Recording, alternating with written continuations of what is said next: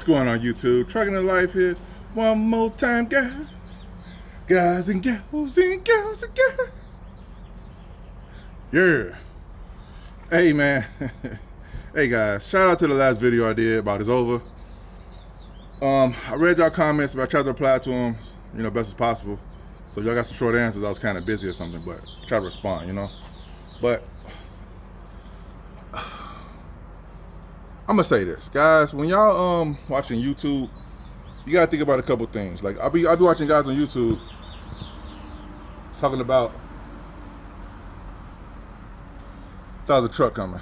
I'll be watching guys on YouTube talking about how they became an owner operator and it's working out, man. It's easy as 1, 2, 3.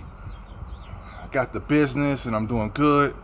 Now, I'm no one to discourage anybody from being an owner operator, but I would say when you're online, you gotta be careful because this stuff could be misleading sometimes because people believe, because you see somebody online, they show you one thing that's probably really what it is. But you gotta factor in that it's online. You don't know what's real and what's not. Me personally, I try to be as real as possible. I let you know the good, bad, and the ugly with this whole thing of trucking, owner operating, and when I was doing rail yards. But at the end of the day, I think there's a lot of stuff misleading online. Yeah, but when you become an owner operator, I'm gonna do more videos about this, guys. When I get my stuff working right now. I got some makeshift stuff going on right now, shooting these videos, but I'm gonna try to do what I could when I could. I think stuff misleading online. I think at the end of the day, you gotta really do your due diligence. Yeah, you need money to become an owner operator. Yeah, you need a decent running truck. Yeah, you need freight. But guys, I'm gonna tell you something, man. If I could do it all over again, I want to treat my truck just like a hustle truck. Even though my truck was a hustle truck because I had plans that didn't work out the way I thought. In life, sometimes it just don't happen like that. You know what I'm saying? But I would have treated it more like a business. And I would say, in any business, you got to know the market you're getting into, right? You got to figure. Anyway, long story short, I had this guy. He was telling me he wanted to become an owner operator, right? I don't think he online. I know this person in real life.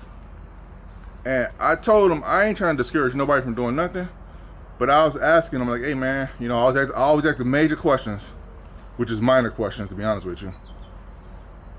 Why you want to do it? What's the purpose of doing it? You know what I'm saying? What's the reason? And he told me that he just want to make more money. And I'm like, okay, I'm sitting there waiting. I'm waiting. Nothing. I said, that's all you got? He said, yeah. What else is there? I'm like, man, it's a lot more to that, man.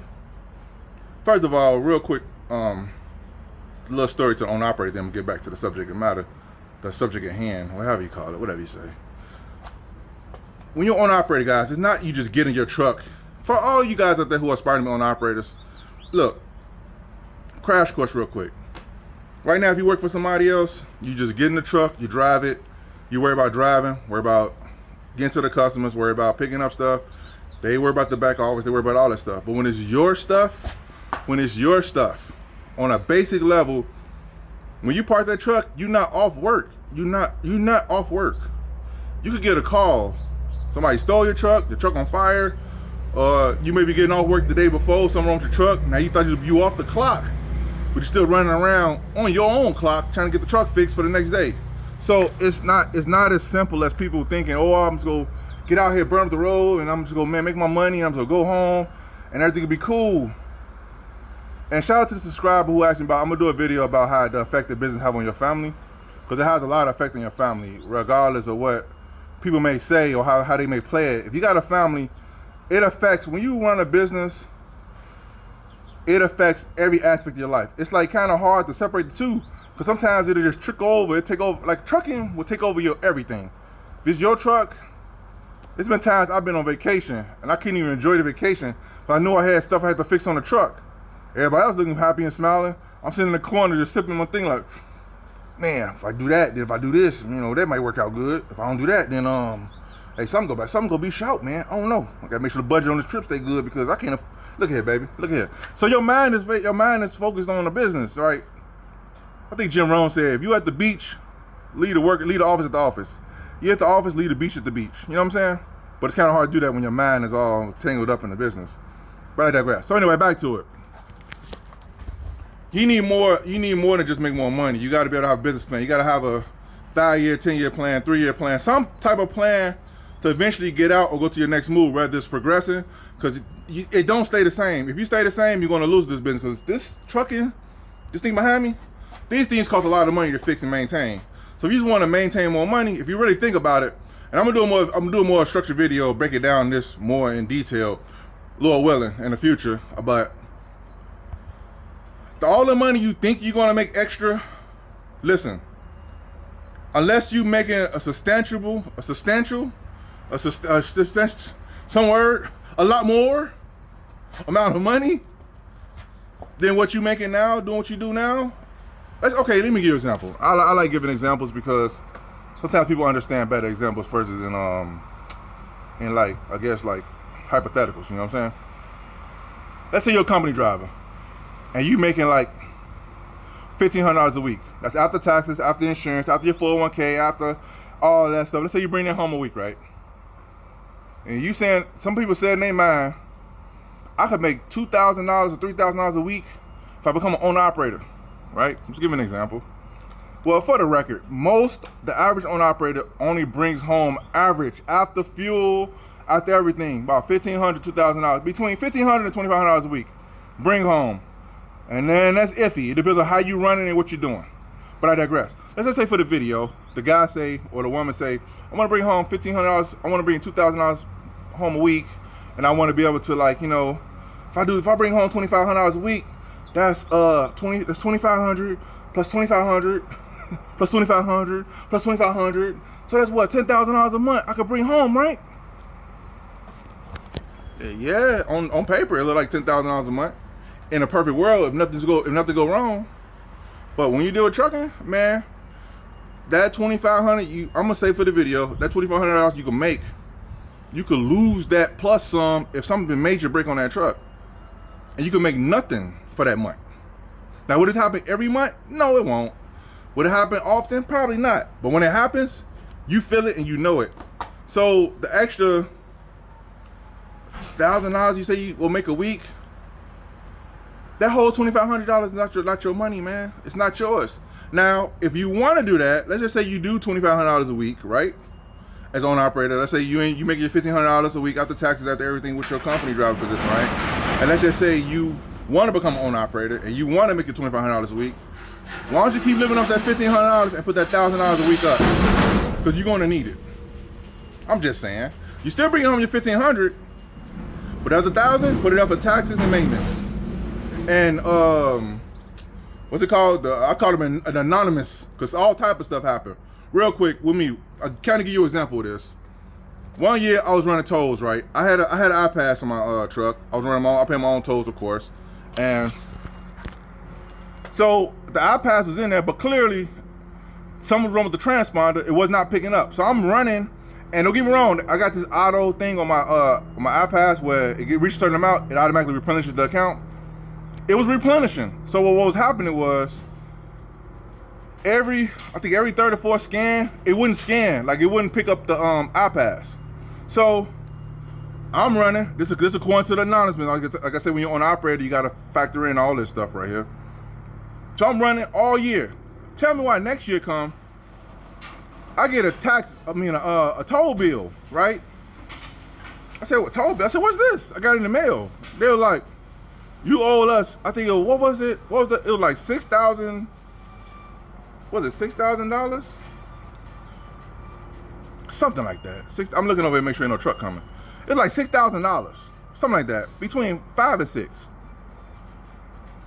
I'm calling them up because I know my iPad's working. I know I saw my stuff replenishing, but that was not my fault. That was their stuff. Y'all stuff was malfunctioning. It wasn't mine. The plate was registered.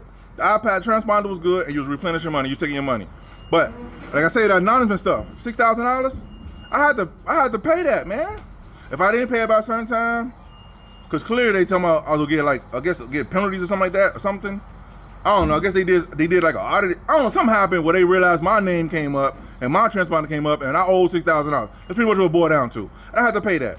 So I'm saying it to say this. That's like a anonymous stuff. Like who could expect that? I'm legit. I'm gonna say if I was dodging tolls. You know what I'm saying? But I wasn't. I was legitly running tolls, but I still owed. And I had the transponder, and that's why I was befuddled. I was dumbfounded. I was running amok. Anyway, I'm back. So, want to be on operator? Don't let these YouTube streets fool you guys. I'm gonna do more videos breaking down about all the details about being on operator. But man, people show you the glamour side. They don't show you the, man, you gotta find a mechanic. You gotta find a good mechanic. You gotta find a mechanic to do major work. You gotta find a mechanic to do minor work. They may do major, but they ain't too good at the major stuff. But they good at the minor stuff. You hold them for that. You don't let them touch your engine inside the engine. They don't go in the engine. No, you don't get that. You gotta find them guys. You gotta build relationships with customers. You gotta, if you leasing on, you gotta find the right company to lease to. If you got your own authority, you gotta find out how to fish for your work without having to beg for work every single day because the race is so trash. All this stuff that nobody, like I say, I try to stay away from it on YouTube. I try to stay away from them channels. If you look at my YouTube algorithm, it ain't hardly no trucking stuff on there. Cause I'm in the business of trucking, so I don't really need to watch it. But every now and again, some of it slither through and I see it. I became an owner operator, got a brand new truck. And they see, well, I'm making $10,000 or I'm making whoa. I'm like, I said, man, I ain't gonna lie, the title got me. Let me check it out real quick. And I'm listening to the person talk. I'm like, now look at the views on it. I'll be like, man, a lot of people watch this. I wonder how many people actually go do what this person's saying. And now it was like a saying, like if you know what you know, you ain't really gotta try to prove it to nobody because you know. And when you hear somebody talk, you know if they know what they're talking about or not. You know what I'm saying? And I'm like, I wonder how people actually listen to this. I look in the comment section, I'm like, wow. People are like, yeah, I'm finna get my truck too. I'm finna do what you did. Yeah, it works. Again, I'm not saying don't get a truck. I'm not saying don't do none of that. I'm just saying don't do it on the strength of what you see somebody on YouTube doing or on the internet doing. Do it on the strength. Get somebody in real life that's done it, that's doing it, that's where you want to be, and they can show you actionable steps to do it in real life in real time. That's all I'm saying, guys. But as far as me being on operator again, I shout out to you guys. I gave it up too soon. I should have held on a little longer. Shout out to you guys, man. But nah, it's over, man. It's a wrap. 11 years, a little over 11 years, man. I had my fair share, man. I had my fair share of running. I had my fair share of stress. I had my fair share of battling back and forth with the dispatchers, battling with customers, talking crazy, brokers talking crazy. I had my share of all of that, man. I had my feel, man. I'm good. I'm good. I'm on to something else, and later on in life, I may update you guys, but you got to build in silence sometimes. You know, people try to tell you now. People can't tell down what they can't see. You know what I'm talking about? But anyway. All right, YouTube. Hope this video is helpful. Give you a little understanding of what's going on here. I'll see you guys in the video. Peace.